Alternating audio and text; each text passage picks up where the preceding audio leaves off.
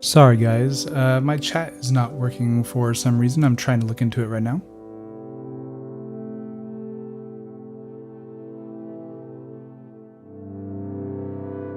Test messages come through.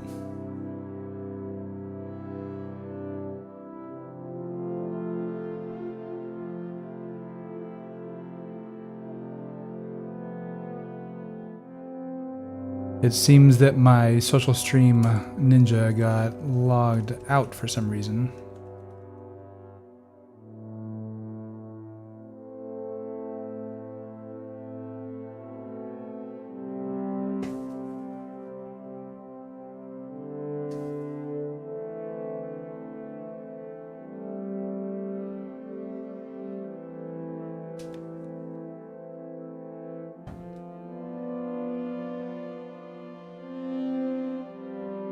Sorry guys, this is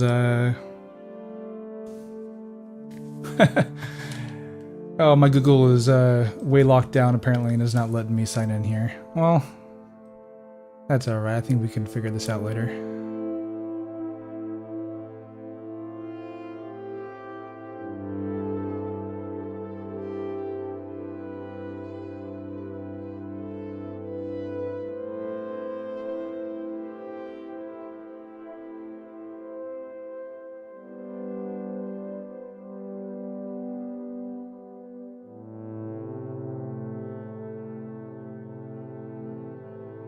It's got to be super enjoyable for you guys sitting here watching me try and get my stuff running.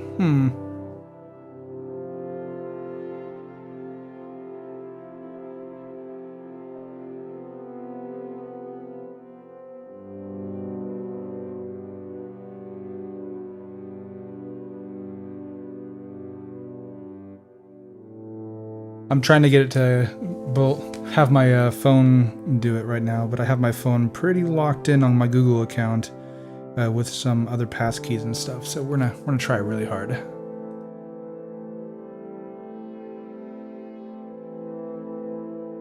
Hey, here we go.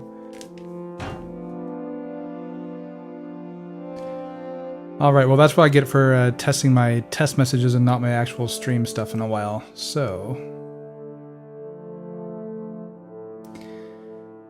All right. So I guess big thing here, I have this new PTZ here, which I think looks pretty good. And hang on for a ride. Zoomed out, I think it looks pretty good at night.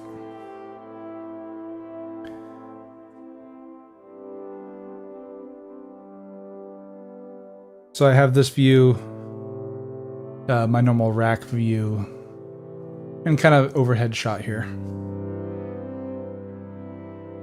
And if we come back and we look,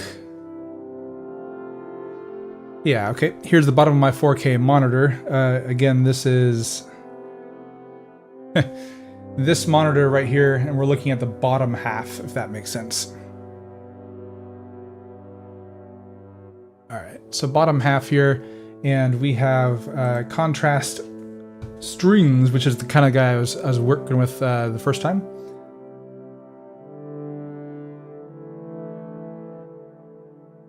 And I have an interesting image like Garen had said loaded up. Let me get the audio up a little bit.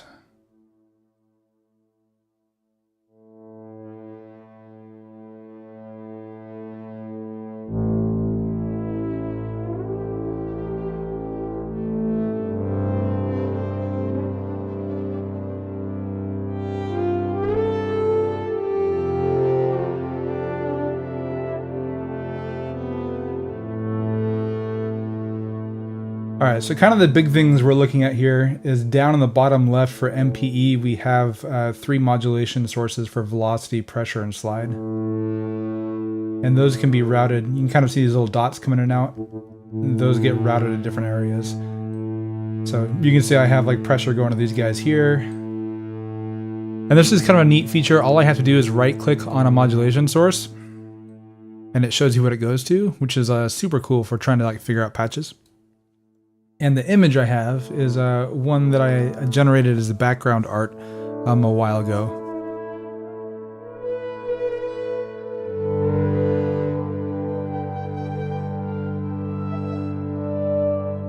And I just think it sounds really cool when we start stretching around. You can see the orange stuff here is the actual wave table itself, right? And as I bring in the pressure, you can see it's messing with the contrast and the skewing and all that. And then of course the actual scan here also has some modulation from MPE.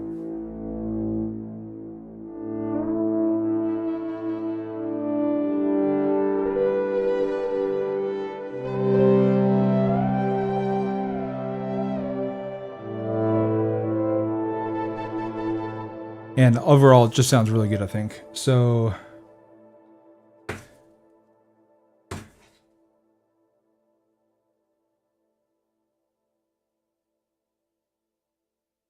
I think I still have manual focus on, which is a little bit irritating. Maybe. Sorry, guys. I am not being the best on my camera operator.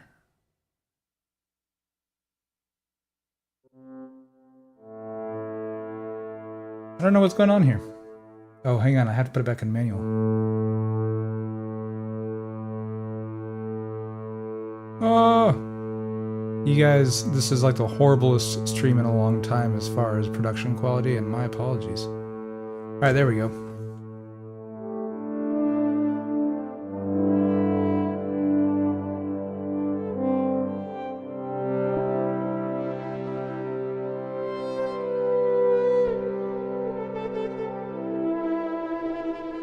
And you can see the pressure-wise.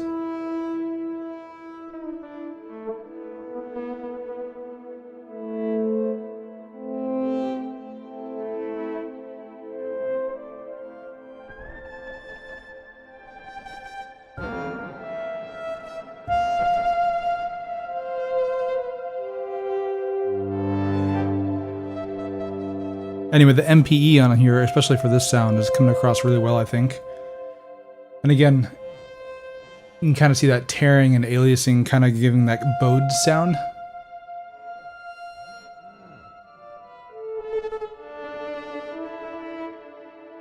So to kind of bring in playing around with this a little more, I'm going to give it a knit patch here.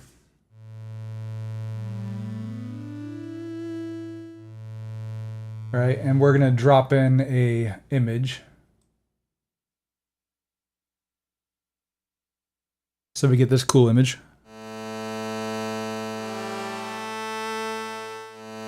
Right, which is of course just very wavetable-y, I guess, right? And so one of the things I was talking about is bringing down the size. And then we can just drag it around. All right, we go down here to envelope. And we can just do on-off real fast. Can I give organy?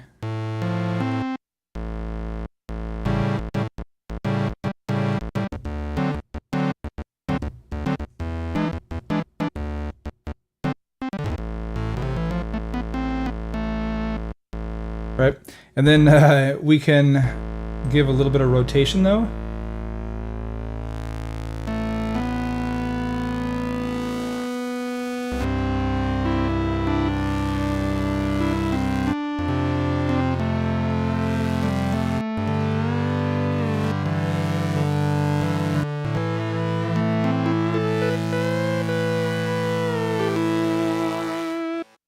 Right, and as it comes around and into the white, it kind of buzzes into the pulse width and then disappears, and then comes back.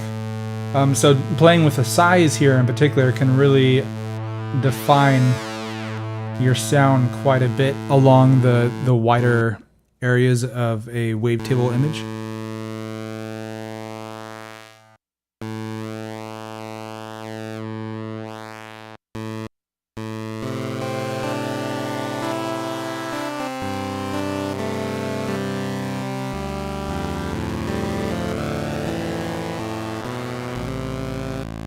All right, and this is very buzzy, so let's look at the filter here. And we'll go MPE.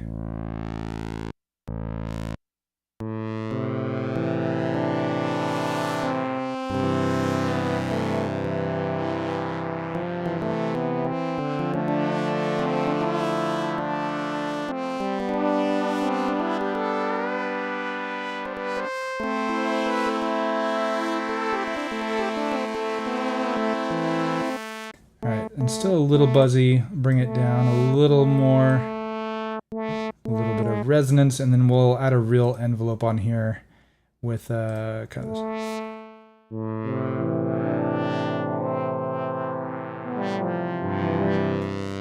All right, and then we'll go into effects here, and one of the really cool things is you can actually randomize, and it'll like make a random set of effects.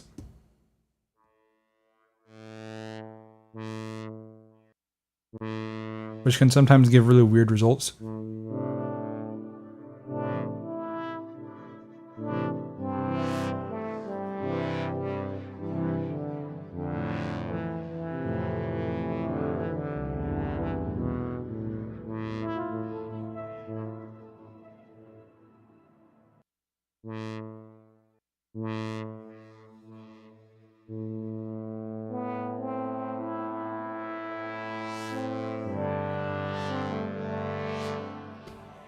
All right, and again, this is like not much on the scanning here or the image, but one of the things we can also do if we go back to this normal init patch here, and we'll go back to on-off.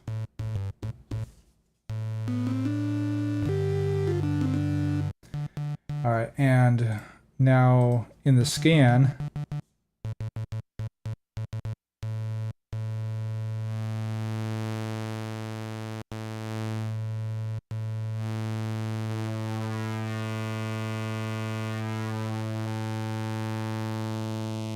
the bio in particular comes across really cool.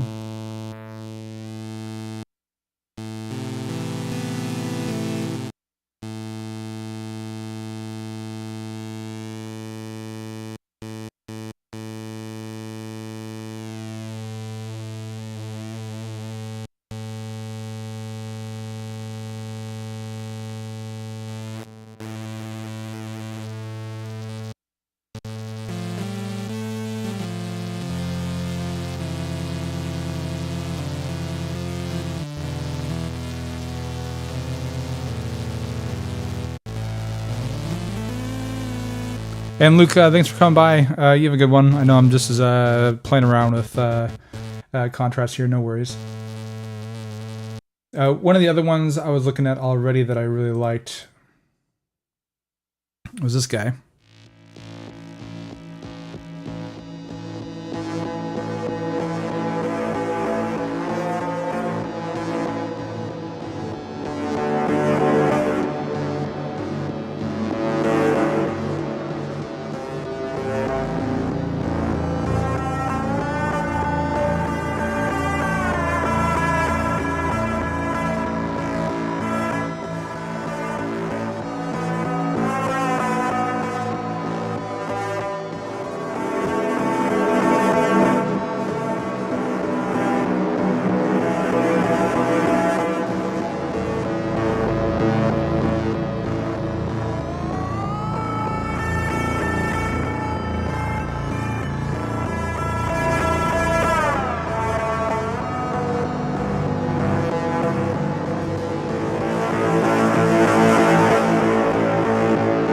Oh, that's bonkers, man. That's bonkers. I don't even know what to say about that.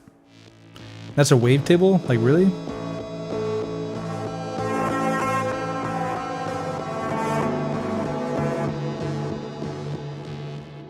Alright, I'm back to init, and let's bring in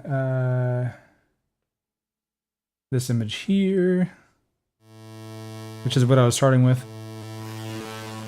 And of course, just kind of going through, you basically just get a digital random wavetable sound, right? But if we minimize the sound, the size,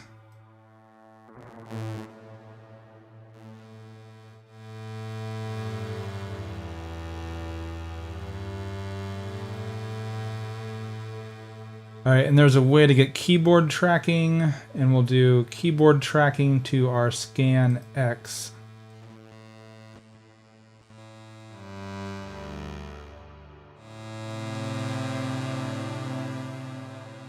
And we'll bring that down here.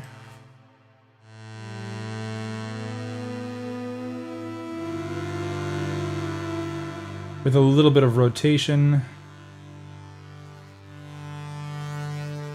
And we'll get pressure to size. Maybe not that much.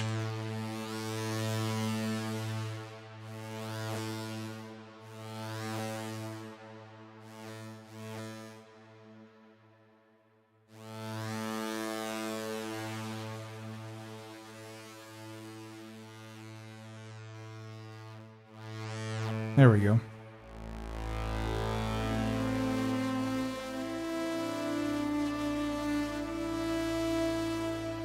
And as far as pads go now, if we put this envelope, like you said, to one of these slow pads.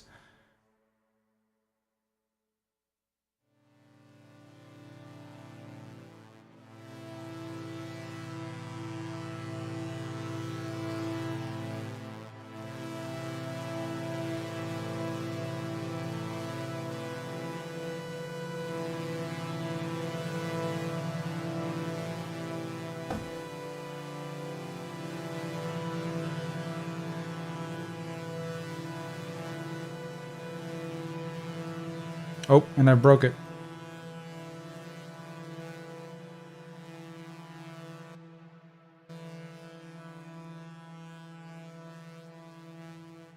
Oh, you know what? I think it's just staying because the ADSR is so long. That's what it was.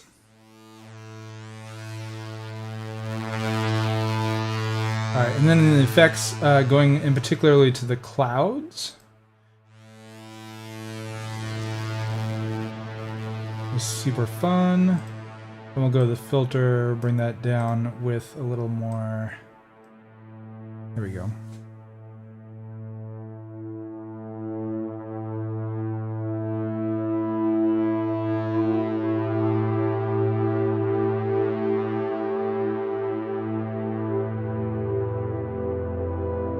This is like instant ambient stuff.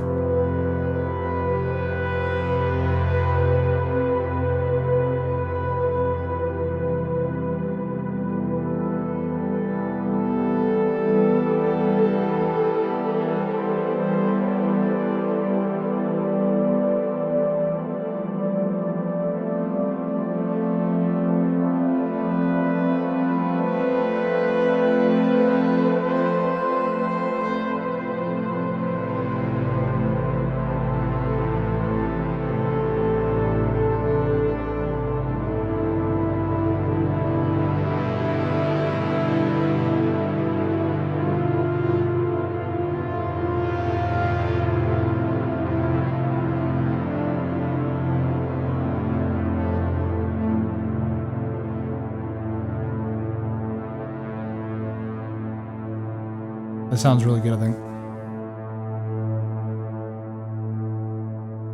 Alright, and then coming back over here to the scan, we'll go a little bit of pedal.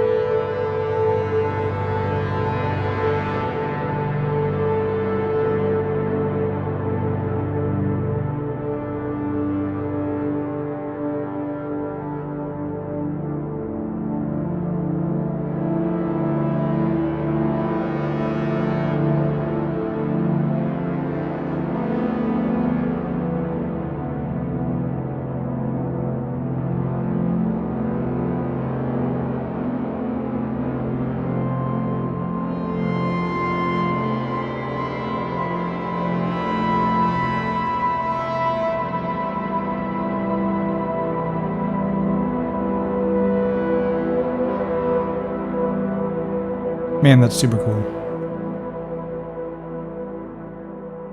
All right, and back over here, we can also do...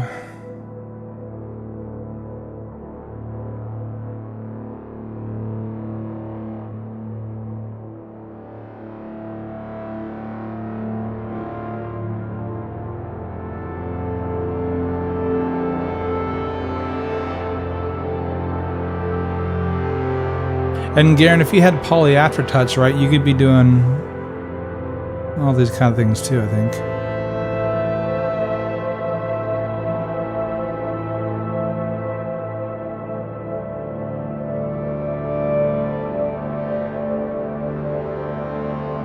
Honestly, I think I might like making pads in this a little more than Myth.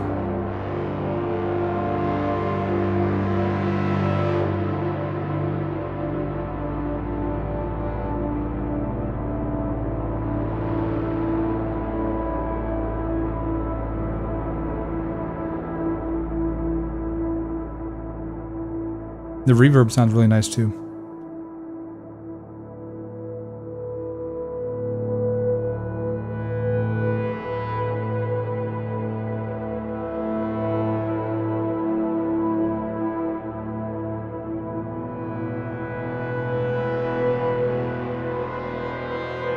Yeah, with the poly aftertouch with the control.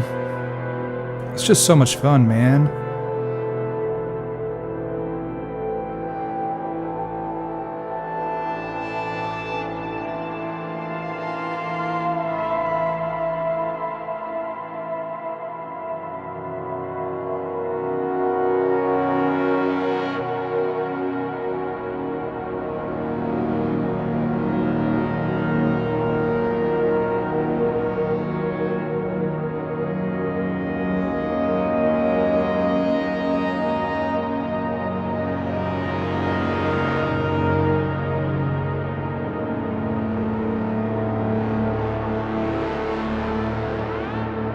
Alright, I'm gonna save this one actually.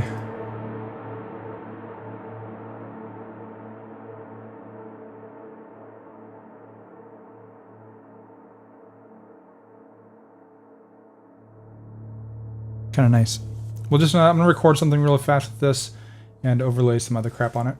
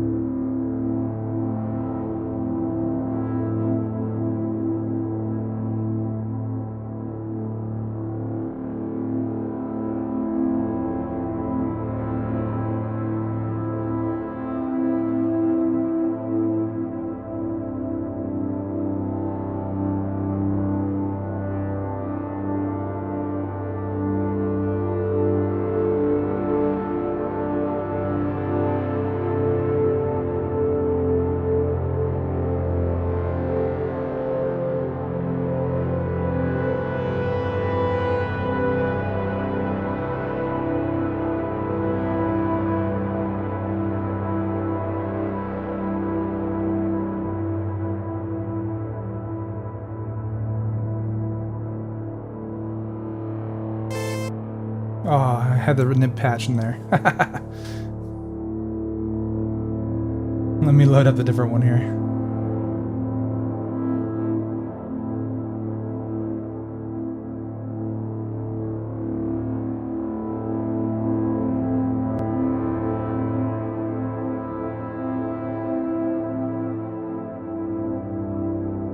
All right, here we go for real.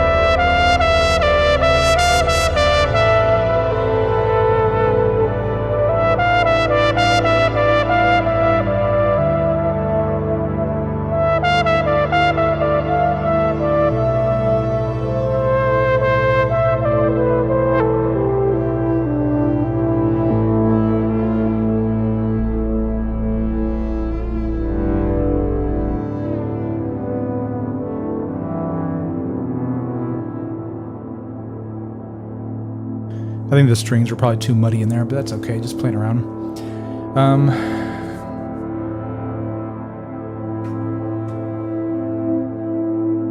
Overall, I think this will work. I think I need to figure out a little more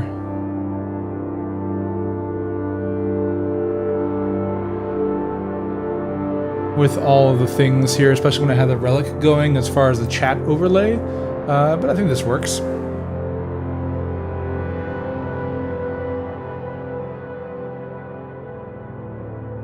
I also do not have the PTZ mount, right? It's on the tripod over in the corner, which I think works, but I might try putting something in the ceiling that's removable so it's more easy. But in this case, I'm also running HDMI over to the computer instead of USB. So this is HDMI directly into the things.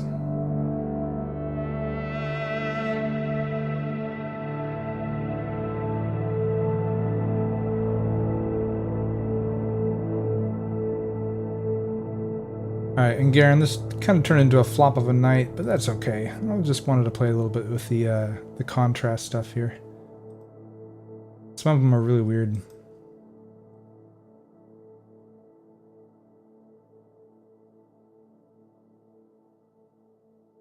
I did this one earlier, which you might enjoy.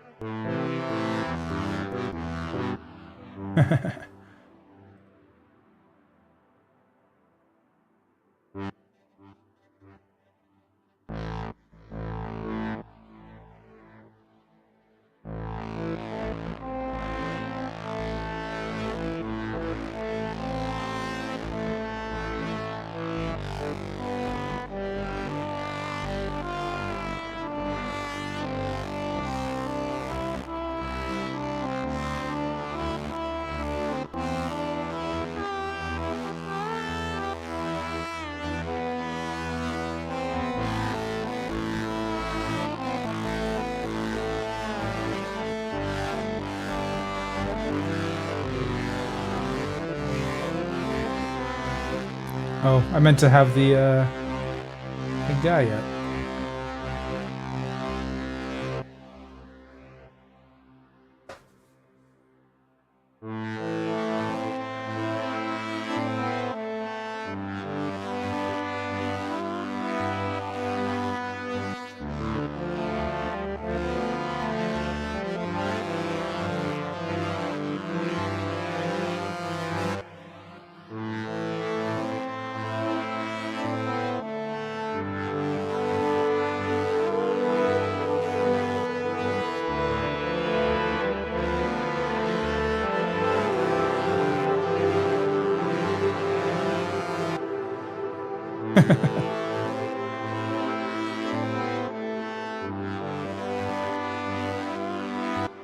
Yeah, Garen, I think overall,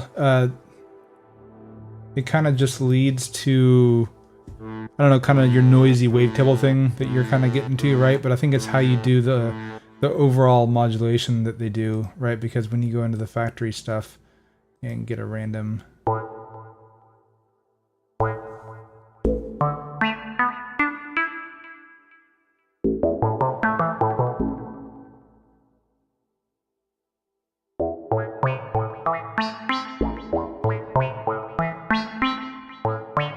I mean, this could sound just about like anything. Right, this is pigments all over, right? And then...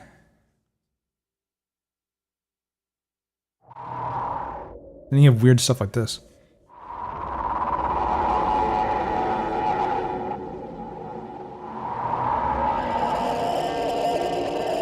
Which reminds me a little bit more of Myths.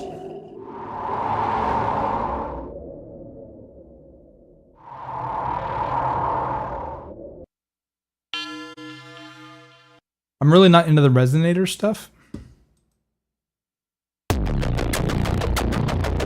But this stuff is kind of interesting.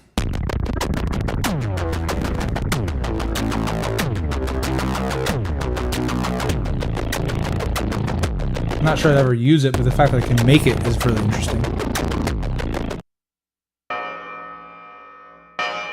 And this noisy rose phase distortion stuff. Great for sound design, right? And this just sounds like noisy wavetable to me.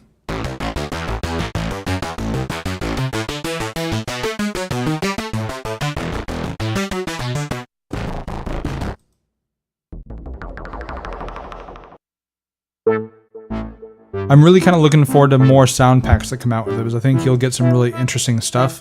And while the factory sounds are kind of interesting and nice, I think a lot of people could probably take it a lot of different ways.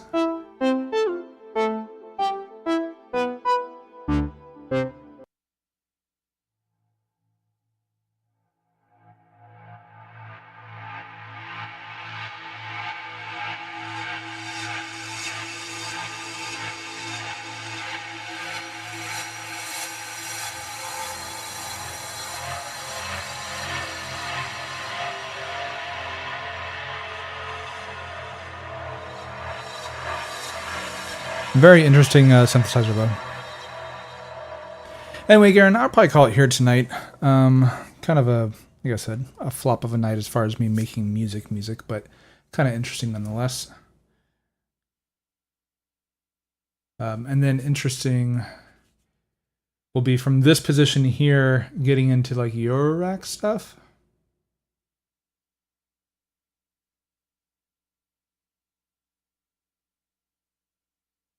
With the low light, I think it has a little bit of a trouble getting the autofocus right, but honestly, it's like not bad, right?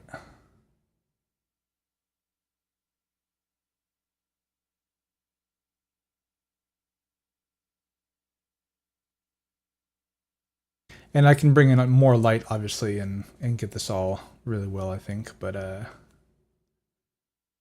think this location for the PTZ is probably what I'll end up with.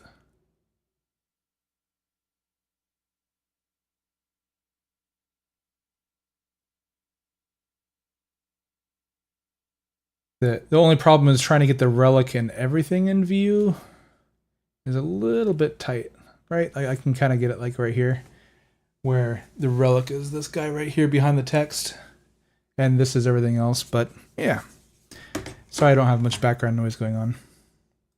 I also got the lavalier mics. Actually, I can show those to you really fast. Maybe.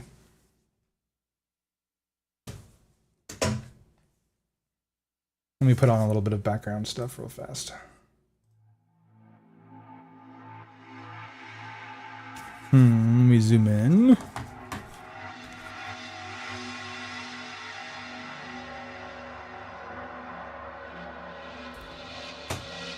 Well, let me figure out how to get this better. Maybe this one?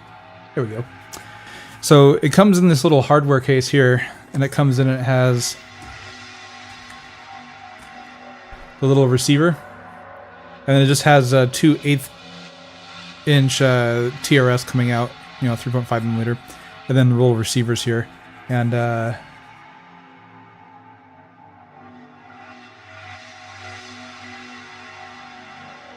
maybe it'll focus. Yeah, you can kind of see it, the audio levels here, and it goes, and it works pretty well. So to get this into the rack though, I'd take the receiver here and plug it into the rack and put the lavalier here. And honestly, it sounds pretty good if I have it like right here. Obviously down on my shirt, you lose a lot of audio quality, but it is what it is.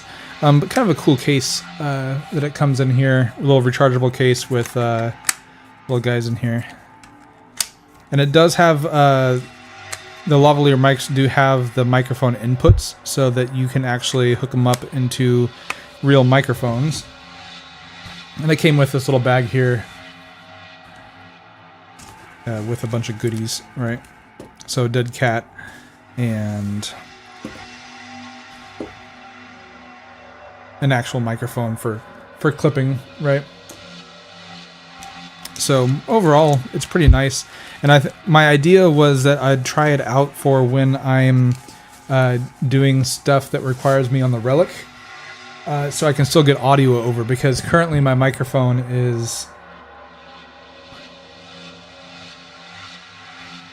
plugged into the rack here, right? And that microphone isn't the easiest to hear back when I'm over at the Relic. So the lavaliers will be able to clip on and do pretty good there, I think.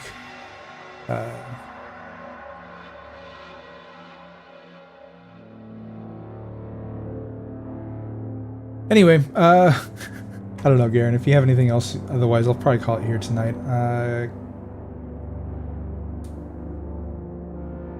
Like I said, I'll play around more with some of this stuff, but kind of fun.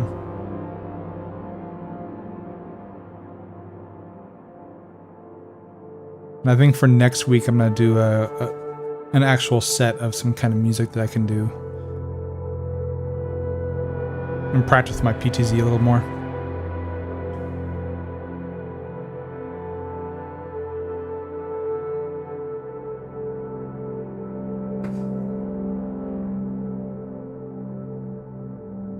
I don't think the presets on the PTZ save the zoom setting, or the focus setting, which is a little bit disappointing, right? Like, just trying to get it to focus at night is not the easiest. So I can kind of like manually focus it over, but what a pain. I'll figure it out.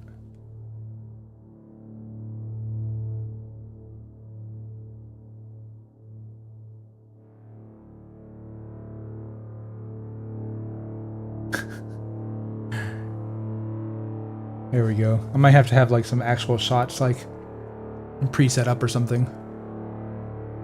I could set up, Garen, the Stream Deck to do it. And I tried getting a USB extension cable so I could control it. It also will take 485 if I want to, but I just don't have it hooked up.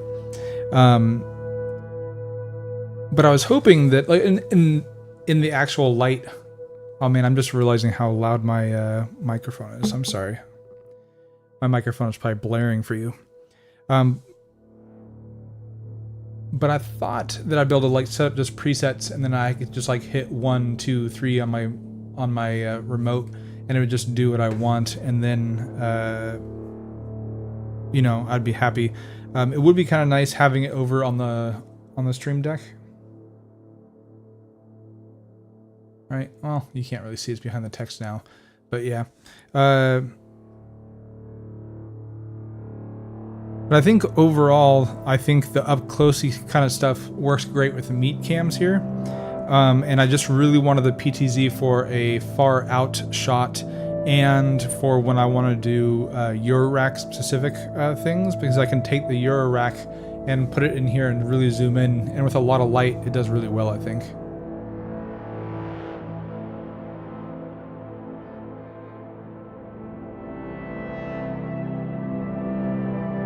I'm kind of bummed though that it doesn't save the focus, because at low light levels the focus really doesn't do that well in here, I think.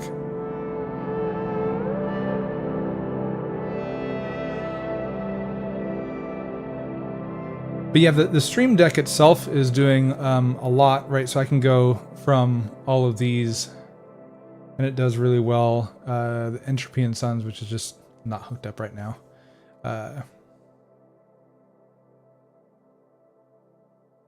Right, like I can do all sorts of stuff with that. But PTZ, I can either have go into my HDMI routers or go into an additional USB capture. So as I have it right now, I basically have the 2 video routers. The first one is operating as my 4K router, which makes it so I can put... So I have the 2 screens right here, right? And if I want,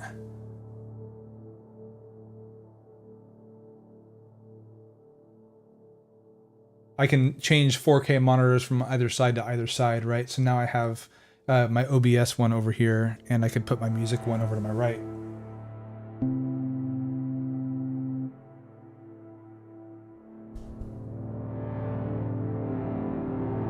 Right, and now I'm kind of like backwards here from how I was, which in certain circumstances might be kind of handy.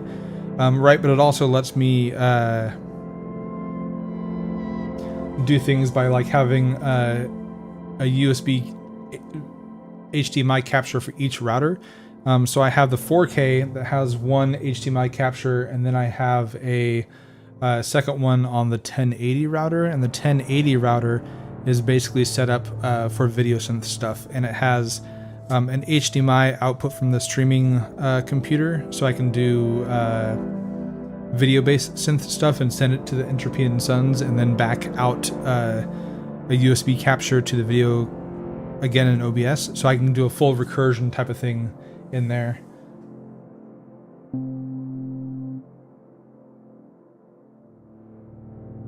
Alright, so now I'm back to normal here. Yeah, you're going to have to rearrange the studio again. As these videos have grown, your other stuff has come in. The current arrangement is almost unworkable. I kind of feel that. I rewired all my video stuff over the weekend here, and it was kind of a fiasco. The two video routers now, I have, what, 4 in, 4 out times 2. That's like 16 HDMI cables, plus the video synth stuff going on and all that. It's a lot. You're going to set up a joystick controller. Yeah. I think what I'm going to do is above on the roof, put the tripod mount or the camera mount for the PTZ. And then I am going to just rely on the remote, but I might leave it kind of in a static position like this most of the time, unless I'm doing specific things for like the Matrixbrute, in which case, you know, I'll have something set up like this, right? And then I can just kind of come back and forth really fast on that, which I think will work.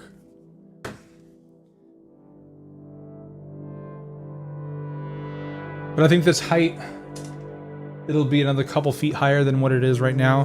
But I think this angle and where it's at right now kind of works.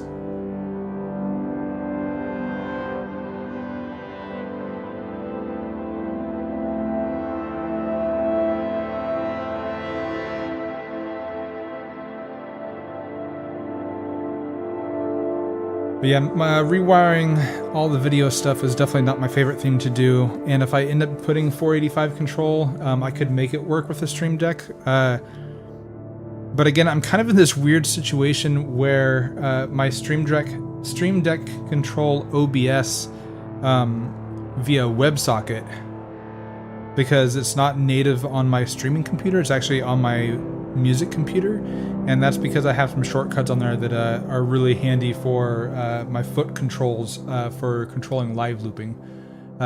So because of that, I have it on the music computer, and then I connect via WebSocket over to the other computer, which lets me do all of my scene switching and all of that stuff, which works really well. But it makes it so that when I'm trying to do, I don't know, not Elgato based stuff, it can get a little more complicated. I would have to figure it out. I don't know. So anyway, long way around is that the PTZ control via Stream Deck is possible, but if I do that, it'll be having to go through OBS as an intermediary probably. I do have a plugin on OBS that lets me control the UVC stuff if I have it on USB, but when I try to do that with USB, I have a USB 3.0 25-foot extender cable that I tried to work today, and the camera just isn't recognized anymore, so I probably won't be doing that anymore.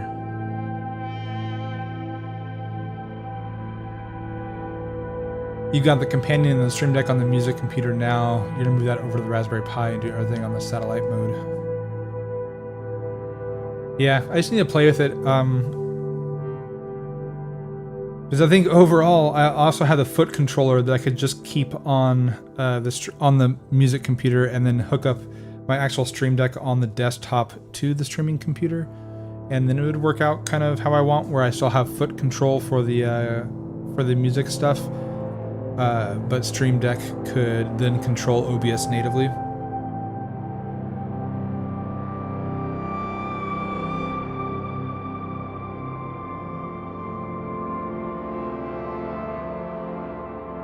This patch turned out really good, I think.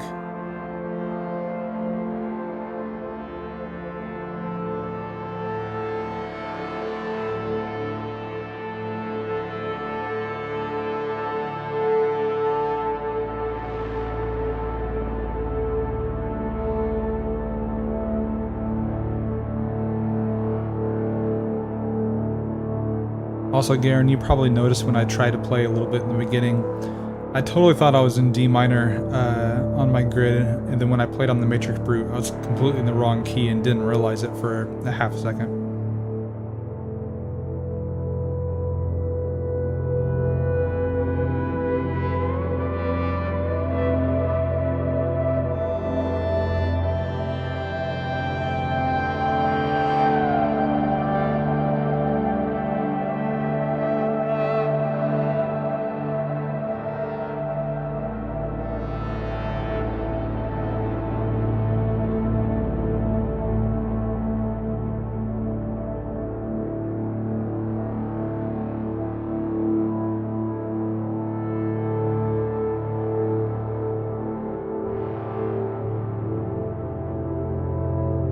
Yeah, one of the perils of running the grid is that I don't necessarily have a good route idea, except for where I have my light. But that doesn't really tell me actually what note I'm in concert, right? I just know that that's root.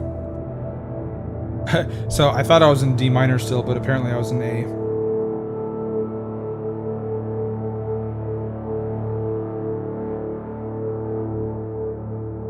And yeah, Garen, am I still popping up twice on OBS? I think I fixed it. I was trying, one of the problems why I had to relog in all my chat stuff today is because I was trying to fix it. So honestly, I wasn't paying attention if they're popping up twice now.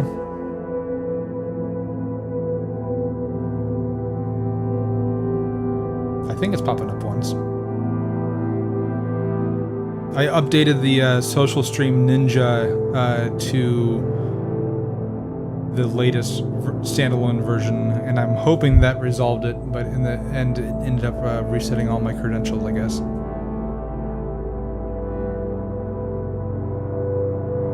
Still popping up twice. I don't know what's going on.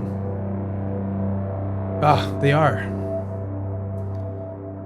So when I pull up my featured chat in a web browser, it only pops open once, but when I put it into OBS now, it pops up twice for some reason, and there's only one source, so I really have no idea. And I was trying to resolve it with my stuff today, but if that's not working, that's disappointing too.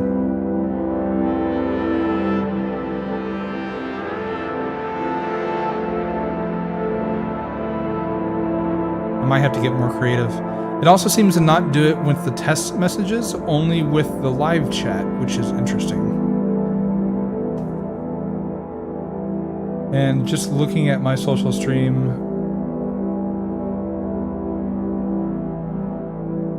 yeah, it says only I have one video in here. I deleted everything except for my one source.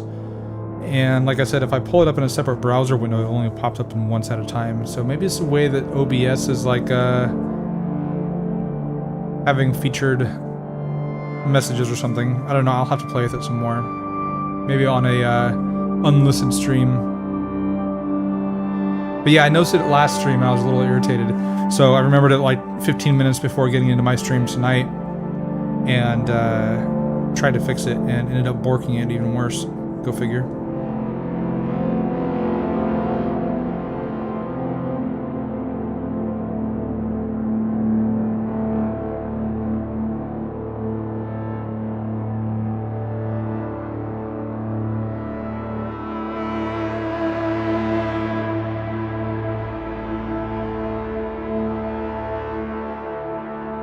The visuals on Kontrast are really interesting.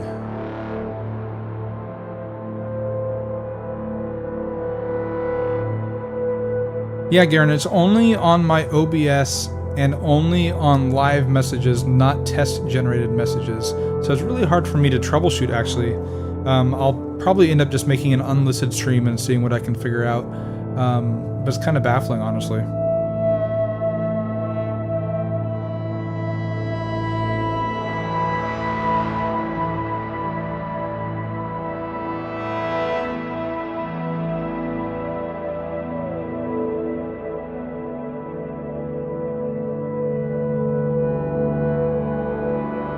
I need to do kind of a cleanup of OBS anyway.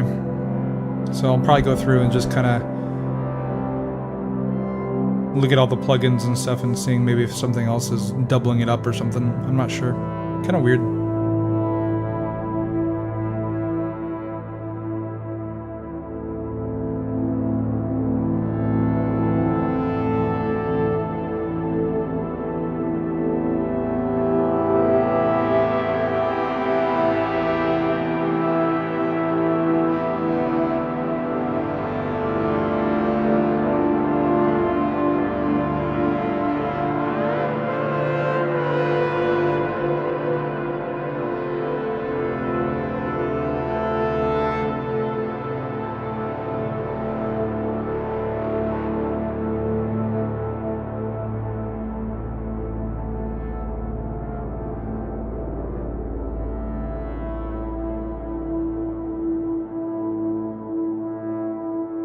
I think I'm going to call it here. I'll probably just play around and see if I can't get the OBS stuff to work a little better and see what I want to do. But overall, I think I'm happy with the look of this right here, and we'll see what we can do. Anyway, Garen, thanks for stopping by and for, again, keeping us on our toes about Kontrast coming out and all that. It's a super fun plugin with a lot of potential, especially on the MPE side. All the Dawson stuff is really good with the MPE, so I'm really happy about that.